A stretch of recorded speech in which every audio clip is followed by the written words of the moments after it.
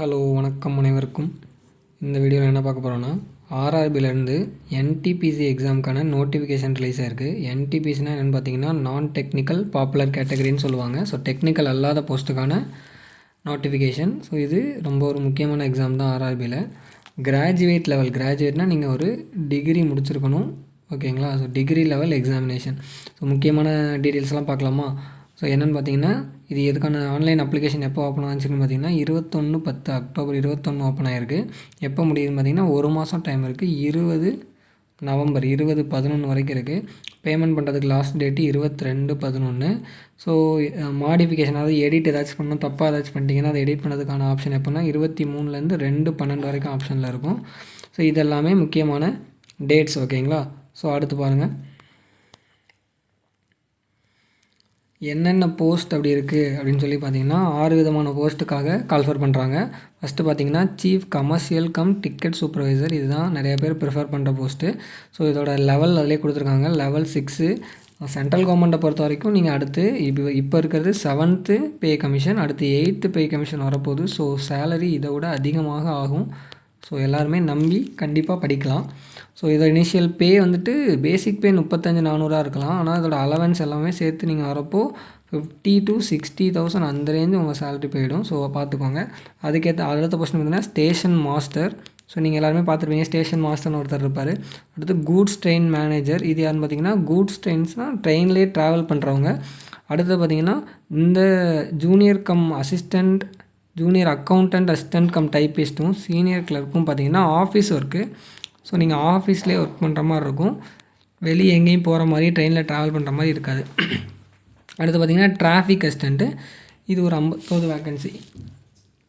இதோட பே லெவல் பார்த்திங்கன்னா 4. இதை பொறுத்த வரைக்கும் ஜென்ரலாக நிறைய இன்ஸ்ட்ரக்ஷன் கொடுத்துருக்காங்க. ஸோ நீங்கள் அதெல்லாமே ரீட் பண்ணிக்கணும். முக்கியமாக இதில் ஃபிசிக்கல் ஃபிட்னஸ், மெடிக்கல் ஃபிட்னஸ் கண்டிப்பாக இருக்கணும். அது என்னென்னு பார்த்தீங்கன்னா விஷன் ஸ்டாண்டர்ட் இருக்குங்க இல்லையா, அது கண்டிப்பாக இருக்கணும்னு சொல்லியிருப்பாங்க. ஸோ A2னா என்ன லெவல் இருக்கணும்னு சொல்லியிருக்காங்க பாருங்கள். 6/9, 6/9 இருக்கணும் without class. So B2, C2 ஒரு போஸ்ட்டுக்குமே நீங்கள் A2 இருக்கணுமா இல்லை B2 இருக்கணுமா அப்படின்னு ஒரு வரைமுறை இருக்குது. ஸோ அதை பின்னாடி பார்க்கலாம். அடுத்தது பார்த்தீங்கன்னா ஏஜ் லிமிட் என்னென்னு பார்த்தீங்கன்னா, சாதாரண ஏஜ் லிமிட்னா 18லேருந்து 33 தான் நார்மலான ஏஜ் லிமிட்டு. 18 கம்ப்ளீட் ஆகியிருக்கணும். 33 வயசுக்கு அதிகமாக இருக்கக்கூடாது. ஆனால் ஒரு கேட்டகரியை பொறுத்து உங்களுக்கான ஏஜ் ரிலாக்ஸேஷன் இருக்குது. ஸோ ஏஜ் ரிலாக்ஸேஷன் பார்த்தீங்கன்னா SC/STயாக இருந்தால் 5 வருஷம், OBC நான் கிரிமினல் இருந்தால் 3 வருஷம். ஸோ இது மாதிரி எக்ஸைஸ்மேன் எல்லாருக்குமே எவ்வளோ ரிலாக்ஸேஷன் இருக்குன்னு நீங்கள் பார்த்துக்கலாம். ஸோ அடுத்தது பார்த்தீங்கன்னா எஜுகேஷ்னல் குவாலிஃபிகேஷன் பார்த்தீங்கன்னா நீங்கள் ஒரு டிகிரி முடிச்சிருக்கணும், ஓகேங்களா. அது இந்த இடத்துல சர்ச் பண்ண பார்க்க சொல்கிறாங்க. ஸோ நீங்கள் ஒரு டிகிரி முடிச்சிருக்கணும், கிராஜுவேட் லெவல் தான். டிகிரி இப்போ நான் முடித்து ரிசல்ட்டுக்காக வெயிட் பண்ணிகிட்ருக்கேன் அப்படின்னா நீங்கள் எழுத எலிஜிபிள் கிடையாது. ரிசல்ட்டுக்காக வெயிட் பண்ணுறவங்க எழுத எலிஜிபிள் கிடையாது. ஸோ நீங்கள் டிகிரி கம்ப்ளீட் பண்ணியிருக்கணும், ஓகேங்களா.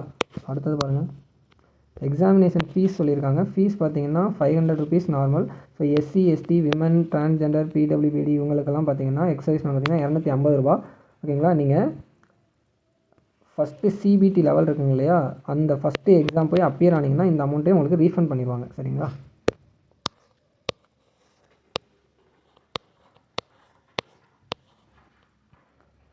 நான் சொன்னேன்னா refund of the examination.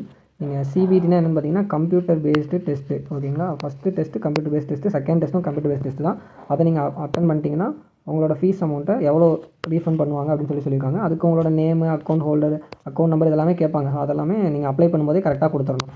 So அடுத்தது பாருங்கள், வழக்கமாக சென்ட்ரல் கவர்மெண்ட்டில் என்ன ரிசர்வேஷன் ஃபாலோ பண்ணுவாங்களோ அதே முறையில் தான் இதில் ரிசர்வேஷன் ஃபாலோ பண்ணுவாங்க. அதுதான் கொடுத்துருக்காங்க தெளிவாக. ஸோ அடுத்தது பார்த்தீங்கன்னா பர்சன் வித் டிசபிலிட்டிஸ் இருந்தீங்கன்னா அது என்னென்ன டிசபிலிட்டிஸ் இதில் இருக்கலாம், என்னென்ன அலவுடு அப்படின்னு சொல்லி கொடுத்துருக்காங்க. நோ அப்ஜெக்ஷன்னா நீங்கள் ஆல்ரெடி சென்ட்ரல் கவர்மெண்ட்லேயோ ஸ்டேட் கவர்மெண்ட்டோட எம்ப்ளாயாக இருந்தீங்கன்னா நீங்கள் நோ அப்ஜெக்ஷன் உங்கள் டிபார்ட்மெண்ட்லேருந்து வாங்கி கொடுக்கணும். நோ அப்ஜெக்ஷன் சர்டிஃபிகேட் வாங்கி கொடுக்கணும். ரெக்ரூட்மெண்ட் ப்ராசஸ் எப்படி நடக்க போகுது பார்த்தீங்கன்னா ஃபஸ்ட்டு ஸ்டேஜ் என்னென்னு பார்த்தீங்கன்னா கம்ப்யூட்டர் பேஸ்டு டெஸ்ட்டு தான். 90 நிமிஷம்னா 1 hour 30 minutes. 40 question general awareness, 30 mathematics, 30 general intelligence and reasoning. இந்த மேத்தமெட்டிக்ஸ் அண்ட் ரீசனிங் வந்து நல்லாவே ஸ்கோர் பண்ணக்கூடிய ஏரியா. ஜென்ரல் அவேர்னஸ்க்கு நம்ம அதிகமாக படிக்கிற மாதிரி இருக்கும், ஓகேங்களா. மொத்தம் 100 கொஸ்டின். ஸோ இந்த ஃபஸ்ட் லெவல்லேருந்து நீங்கள் எவ்வளோ மார்க் எடுக்கிறீங்களோ அடுத்து 2வது லெவலுக்கு உங்களை கொண்டு போவாங்க. ஸோ செகண்ட் ஸ்டேஜ் பார்த்திங்கன்னா அதுவும் CBT தான், கம்ப்யூட்டர் பேஸ்டு டெஸ்ட் நடக்கும். ஸோ அதோட டைம் டியூரேஷன் பார்த்திங்கன்னா எவ்வளோன்னு பாருங்கள், அதுவும் 90 மினிட்ஸ் தான், 1 hour 30 மினிட்ஸு. ஆனால் இதில் questions 120 questions, mathematics 35, reasoning 35, general awareness 50, மொத்தம் 120 கொஸ்டின். ஆனால் டைமிங் வந்து பார்த்திங்கன்னா 90 நிமிஷம் தான். ஸோ நம்ம இதை பொறுத்த வரைக்கும் அதிகமாக ப்ராக்டிஸ் பண்ணி எவ்வளோக்கு எவ்வளோ ஸ்பீடாக போடுறோங்கிறது தான் இந்த மேட்டர், ஓகேங்களா. ஸோ அதோட சிலபஸும் கொடுத்துருக்காங்க. இந்த மேத்தமெட்டிக்ஸு ரீசனிங்லாம் நீங்கள் பார்த்தீங்கன்னா உங்கள் குரூப் டிக்கு ஆல்ரெடி படிச்சிருந்தீங்கன்னா அதுக்கு என்ன சிலபஸோ அதே தான் இருக்கும்.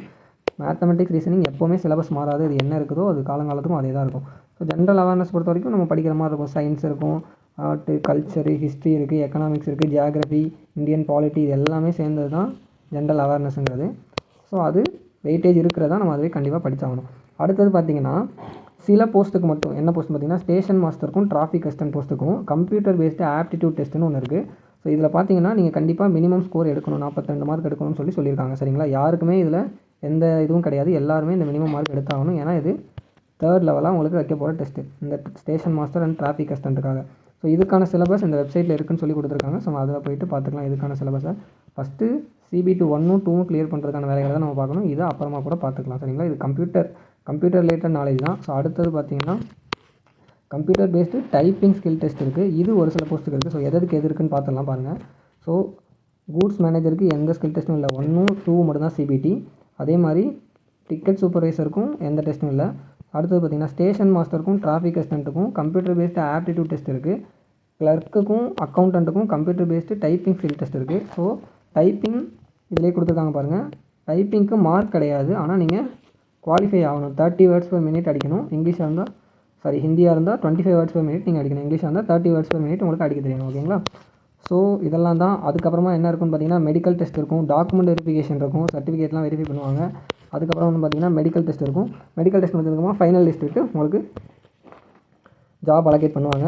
ஸோ இதில் பார்த்தீங்கன்னா ஜோன் இருக்குது. ஒரு ஜோன் நீங்கள் ஏதோ ஒரு ஜோனில் தான் அப்ளை பண்ண முடியும் எக்ஸாமுக்கு. ஒரு ஜோனுக்கான RRB வெப்சைட் இங்கே கொடுத்துருக்காங்க.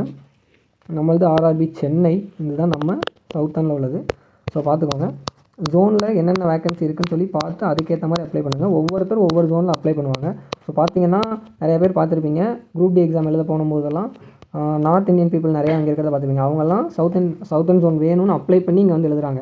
இங்கே வேக்கன்சி அதிகமாக இருக்கலாம், இல்லை அவங்களுக்கு இங்கே கட் ஆஃப் குறையலாம், அது மாதிரி நிறைய விஷயங்கள் இருக்குது. ஸோ அதெல்லாம் பொறுத்து தான் எந்த ஜோனில் நம்ம அப்ளை பண்ண போகிறோம். பார்த்தீங்கன்னா இப்போ இது அகமதாபாத், இதில் எவ்வளோ வேக்கன்ட் இருக்குன்னு பார்த்தீங்கன்னா மொத்தம் 79 வேக்கன்ட் இருக்குது. ஸோ அடுத்தது பார்த்தீங்கன்னா அஜ்மீர் 345, இது எக்ஸ் சர்வீஸ்மேன் இதெல்லாம் அதிகமாக. ஸோ அதெல்லாம் பார்த்துக்கோங்க. வேக்கன்சியை பொறுத்து அப்ளை பண்ணலாம். உங்கள் கேட்டகரியில் URO இல்லை OBCயோ SCயோ STயோ எதில் உங்களுக்கு வேக்கன்ட் இருக்குது அதெல்லாம் பார்த்து தான் அப்ளை பண்ணணும். போஸ்ட் ப்ரிஃபரன்ஸும் நீங்கள் கொடுக்கணும். எந்த போஸ்ட் எனக்கு ஃபஸ்ட்டு வேணும், எது செகண்ட் வேணும் அப்படின்னு நீங்கள் போஸ்ட் ப்ரிஃபரன்ஸும் கொடுக்கணும். ஸோ இதில் பார்த்தீங்கன்னா பெங்களூரில் 241 வேக்கன்சி, போபாலில் பார்த்தீங்கன்னா 382. ஸோ அடுத்து புவனேஸ்வர் பார்த்தீங்கன்னா 231, பிலாஸ்பூர் பார்த்தீங்கன்னா 264. பிலாஸ்பூர் தான் அதிகமாக இருக்குது. ஸோ நார்த் இந்தியன் பீப்புள் நம்ம ஜோனில் தைரியமாக அப்ளை பண்ணி எக்ஸாம் எழுத வருவாங்க. ஆனால் நம்ம தமிழ்நாட்டிலேருந்து வேறு ஜோனுக்கு போவோமாங்கிறது எனக்கு சந்தேகம் தான். ஸோ அது அவங்களோட விருப்பத்தை பொறுத்தது. ஸோ இதில் சண்டிகர் பார்த்திங்கன்னா 199 வேக்கன்சி, RRB சென்னை பார்த்திங்கன்னா 187. ஸோ வேக்கண்ட்டை பொறுத்த வரைக்கும் மற்ற இதை கம்பேர் பண்ணும்போது ஓரளவுக்கு கம்மியாக தான் இருக்குது. ஆனால் நமக்கு இங்கே தான் போஸ்ட் வேணும். RRB சென்னை பொறுத்து என்னென்னு பார்த்தீங்கன்னா ICFும் இங்கே இருக்குது. ICFனா இன்டெக்ரல் கோச் ஃபேக்ட்ரின்னு சொல்லிட்டு இது சென்னையில் மட்டும்தான் இருக்குது. நீங்கள் ப்ரிஃபரன்ஸ் கொடுக்கும்போது ஒரு வேளை உங்களுக்கு சென்னை நீங்கள் பக்கத்தில் இருக்கீங்க, சென்னையில் போஸ்டிங் வேணும்னா இந்த ICF கொடுக்கலாம்.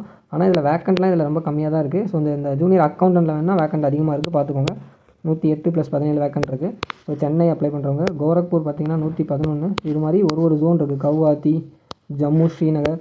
ஸோ மொத்தமாக நீங்கள் எந்த ஜோனில், கொல்கத்தா இருக்குது, மல்டா இருக்குது, மும்பை ஜோன் இருக்குது. மும்பை ஜோனில் அதிகமான வேக்கன்சி இருக்குது, 596. ஸோ உங்களுக்கு எந்த ஜோனில், பாட்னா, பிரக்யாராஜ், ராஞ்சி, செகந்திராபாத், சிலிகுரி, திருவனந்தபுரம்.